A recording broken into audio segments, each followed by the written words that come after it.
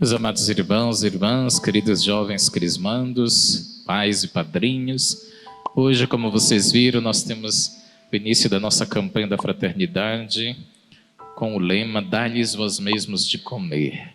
E aqui na nossa paróquia, graças à nossa pastoral social, há 4 anos nós temos procurado cumprir esse mandato de Jesus. Aqui, a nossa pastoral social, ao lado do quadro da campanha, trouxe o afeto, o carinho, o amor, que nos leva a ajudar os mais pobres e necessitados. É assim que a nossa paróquia também tenta catequizar os nossos jovens, para o amor, para a caridade, para o perdão. Sempre os adolescentes, na fase mais difícil e a mais bonita da vida, é a fase que esses jovens estão vivendo.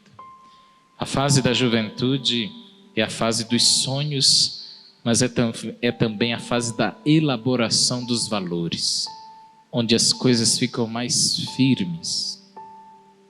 E esse momento é preciso que nós nos demos as mãos. E aqui eu não queria falar agora exatamente para os crismandos. Eu queria falar para os padrinhos, para os pais, para os catequistas e para os familiares. Nós precisamos unir forças. Já vos tenho dito isso repetidas vezes.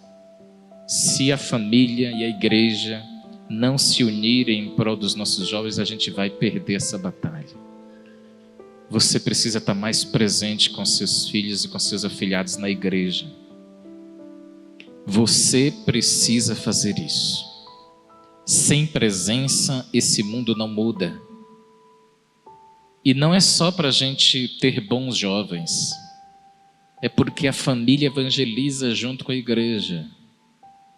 A gente evangeliza mais com o exemplo do que com a palavra. E esses jovens, esses adolescentes estão sujeitos a todo tipo de maldade do mundo.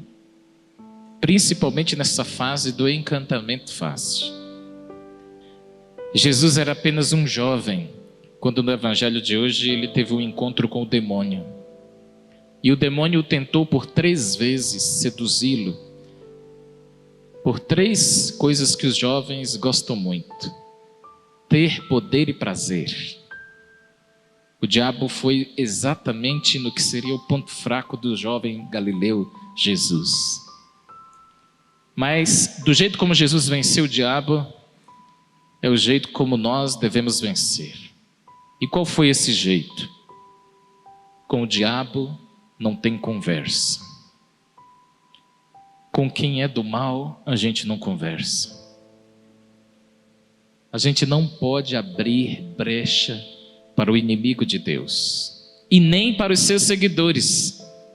E nem para quem compactua com ele. O que não presta, a gente não dialoga. Foi isso que Jesus fez. Não só de pão vive o homem. Também está escrito. E depois ele encerrou a conversa dizendo: vai-te embora, Satanás. Ou seja, Jesus não era um homem de meias palavras.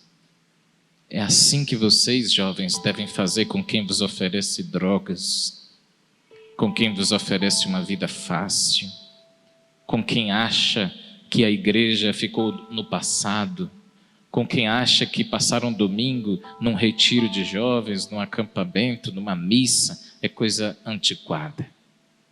É assim que vocês têm que fazer com quem compactua com o mal. Vai-te embora. Os meus valores não são como os seus.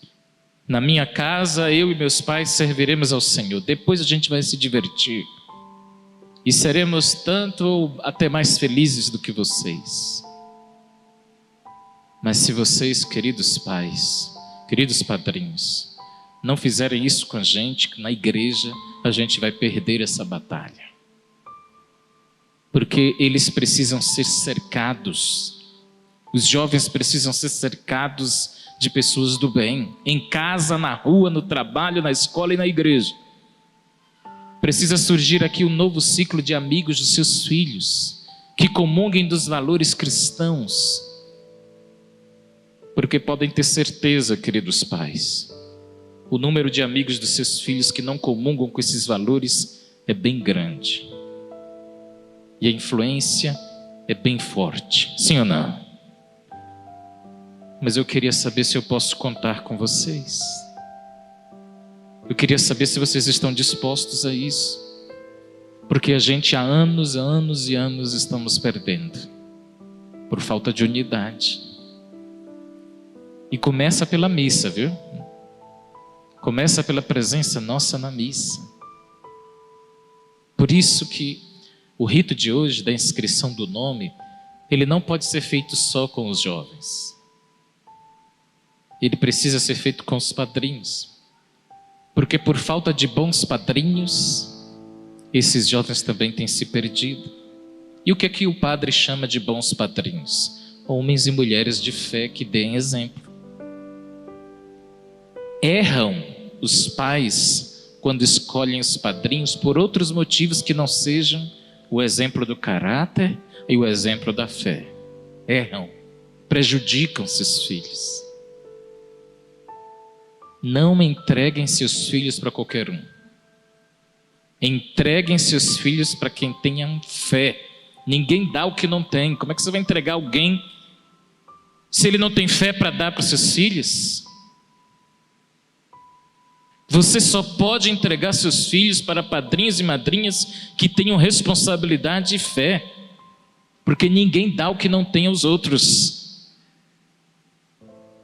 Por isso, por falta de bons padrinhos e por falta de pais de fé, é que a nossa juventude tem se perdido. Tem se perdido mesmo, não tem outro motivo. E não adianta se lamentar numa histeria se a gente não fizer nada. Senão fica uma reclamação meio que histérica e sem atitudes concretas. Por isso o padre hoje faz um apelo para que daqui em diante esses jovens nunca mais venham às missas sozinhos. Nunca mais. Que eles tenham a companhia de seus pais e padrinhos, sob pena, escutem bem, no céu, queridos pais, nosso Senhor não vai perguntar só por vocês, não. Cadê os filhos que eu lhes dei? Padrinhos, madrinhas, quando vocês morrerem, na porta do céu, nosso Senhor vai perguntar: cadê os afilhados que eu lhe dei? Cadê eles? Você pensou que aquela missa lá na paróquia São Pedro era brincadeira? Era só para a gente tirar foto? Não. O que a gente promete diante de Deus é para a vida toda. É para a vida toda. É como casamento. É como sacramento da ordem. Só assume homem e mulher de verdade. Porque o mundo de hoje também perdeu a palavra, né? Você não prometeu isso? Ah, não, já tem tanto tempo. Mas você deu a palavra. Você deu a palavra. Honre com a sua palavra. Seja homem, seja mulher. A palavra que você deu hoje aqui diante de Deus, nosso Senhor, não foi diante do Padre, foi diante da igreja de nosso Senhor. É que você seria um segundo pai, uma segunda mãe na fé para esses jovens.